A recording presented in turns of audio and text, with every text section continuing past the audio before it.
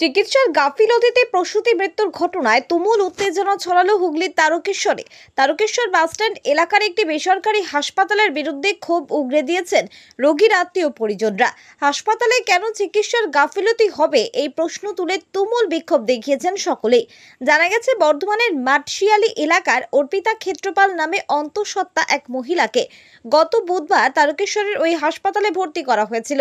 ওই দিনই সিজার করে একটি পুত্র সন্তানের জন্ম দিয়েছিলেন অর্পিতা, কিন্তু গতকাল বৃহস্পতিবার রাতে হঠাৎ করে শারীরিক অসুস্থতা বৃদ্ধি পাওয়ায় খোদ ওই হাসপাতাল কর্তৃপক্ষ রোগীকে সঙ্গে নিয়ে কলকাতায় গিয়েছিলেন। সেখানে ভর্তি করিয়ে পুনরায় তিনি ফিরে আসেন, কিন্তু চিকিৎসা চলাকালীন কলকাতাতেই নাকি মৃত্যু হয় অর্পিতার।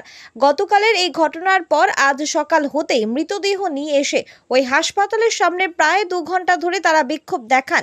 মৃত বধূ অর্পিতার স্বামী সহ পরিবারের লোকজন জানিয়েছেন হাসপাতালের গাফিলতির ফলে এই ঘটনা ঘটেছে। আচ্ছা, বাচ্চা এসেছিল, 2 দিন পর ব্যথা উঠেছিল, গাছ ছিল, এসে নিঃশ্বাসের প্রবলেম হচ্ছিল। এখান থেকে ডাক্তারবাবু কলকাতা ট্রান্সফার করেছিল।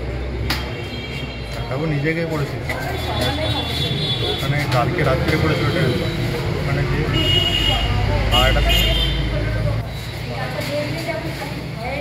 মারা গেছে ওইখানে মেডিকেলে। কেসটা ওই তো বললাম তো, এই ডাক্তারবাবু নিজে থেকে ভালোর মধ্যে কন্ডিশন খারাপ দেখেছে হয়তো। তার আগে কিন্তু রুগী স্বাভাবিক ছিল, বর্ধমানে যাচ্ছে আসছিলো, ডাক্তারবাবু নিজে থেকে বলছে স্বাভাবিক ছিল রুগী। তারপরে ডাক্তারবাবু সঙ্গে করে নিয়ে যে কেমন বুঝলেন কি জানি, সঙ্গে করে নিজে গাড়ি ভাড়া করে, নিজেদের গাড়ি ভাড়া করে গাড়ি করে নিজে ভর্তি করেছেন। ডাক্তার কোথায় ভর্তি করেছেন?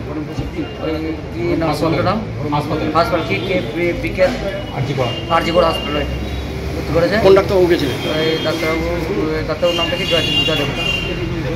ভর্তি করেছে। প্লাস একটা কমফোর্টে রেখেছিলেন, নিজের পক্ষ থেকে গাড়ি ভাড়া দিয়েছেন, আসার গাড়ি ভাড়া দিয়েছেন।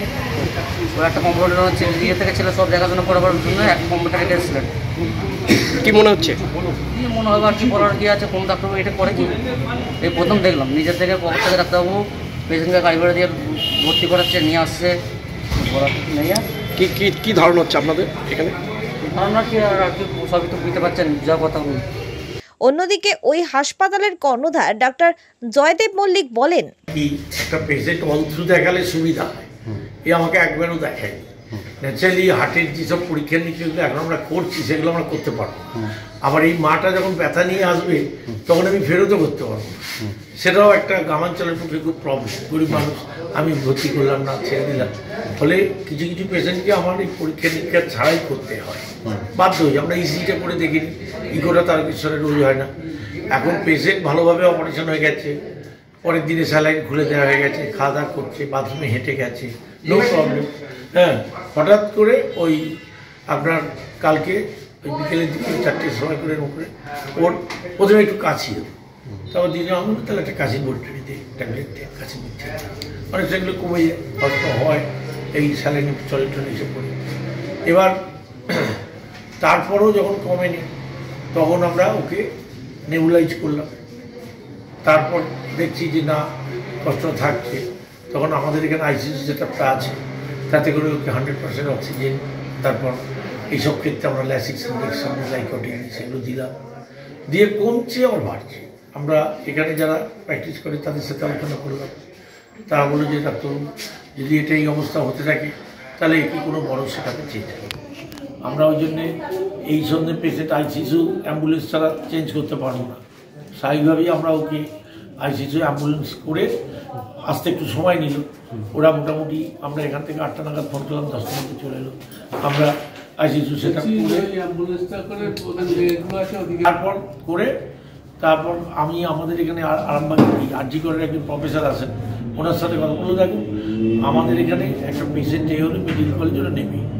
আমি জেলা আধিকারিকের সাথেও কথা বললাম, আপনি যত তাড়াতাড়ি পারবেন সে করুন, এবং যেভাবে করলে ভালো হয় আইসিইউ সেখানে সেইভাবেই আমি সঙ্গে করে সেই পেশেন্টটাকে আরজিকরে ভর্তি করে দিলাম। ওরা দেখলো, দেখে টেকে এবার যেটা হলো কি, আমি তারপর আমাদের একটা ছেলেকে রেখে দিই, আমার পক্ষে তো এখানেও এত পেশেন্ট আছে থাকা সম্ভব না, আমি বলছি যে মাদারটা এই এখন আমার পক্ষেও বলা মুশকিল যে পেশেন্টের কি ভিতরে লুকিয়ে ছিল, যে কি অবস্থায় কেন এটা হলো সেটা বলা মুশকিল। ওরা আমার সাথে আমি সবসময় আলোচনা করবো, আমি আলোচনার পক্ষপাতী। আমাদের এখানে নার্সিং অর্গানাইজেশন আছে, আমরা এখন ঠিক করেছি যেখানেই কোনো কিছু সমস্যা হবে আমরা সবাই একসাথে থাকবো। হ্যাঁ, আমি একটা আশঙ্কা করেছিলাম যে যদি কোনো গন্ডগোল করে, আমরা পুলিশ প্রশাসনকেও আমরা ডেকেছিলাম, সবাই এসেছিলেন, সহসভাপতি এসেছিলেন, আমাদের স্থানীয় নার্সিং এসেছিলেন, আমিও ছিলাম। আমরা আলোচনা করলাম, আমাদেরকে ব্যাপারটা বললাম।